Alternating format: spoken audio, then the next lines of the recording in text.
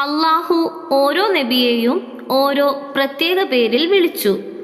അത് അവരുടെ ഉമ്മത്തിന്റെ തിരിച്ചറിയൽ മാർഗവും കലിമയുമായി മാറി. ഈ പേരുകൾ അള്ളാഹുവിന്റെ സ്വന്തം ഭാഷയായ സുറിയാനിയിലായിരുന്നു.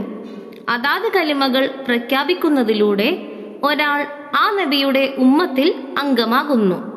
3 പ്രാവശ്യം പ്രഖ്യാപിച്ചിരിക്കണം എന്നതാണ് നിബന്ധന. അങ്ങനെ ഒരു പ്രവാചകന്റെ അനുയായിയായി മാറിക്കഴിഞ്ഞാൽ ആ കലിമ എത്ര പ്രാവശ്യം ആവർത്തിച്ച് ഉരുവിടുന്നുവോ അത്രത്തോളം അവൻ ശുദ്ധീകരിക്കപ്പെട്ടുകൊണ്ടിരിക്കും. ആപത്തുകളുടെ സമയത്ത് കലിമ ഉരുവിടുന്നത് ഒരു രക്ഷയായി മാറുന്നതാണ്. ഖബറിലെ ഹിസാബിനെയും കലിമ ലഘൂകരിക്കുന്നതാണ്. സ്വർഗപ്രവേശനത്തിനു പോലും കലിമ ആവർത്തിച്ച് ചൊല്ലൽ ഒരു നിബന്ധനയാണ്. എല്ലാ പ്രവാചകന്മാരുടെയും അനുയായികൾ അവരവരുടെ കലിമകൾ മനഃപ്പാഠമാക്കി പ്രഭാതത്തിലും സന്ധ്യാസമയത്തും അത് പരമാവധി പ്രാവശ്യം ചൊല്ലുക.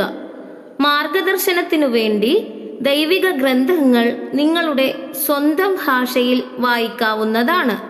എന്നാൽ അതിൻ്റെ യഥാർത്ഥ ഭാഷയിൽ തന്നെ പാരായണം ചെയ്യുമ്പോഴാണ് അത് ഒരു ആരാധനയായി മാറുന്നതും അതിൽ നിന്നും കൂടുതൽ ആത്മീയ പ്രയോജനങ്ങൾ ലഭിക്കുന്നതും.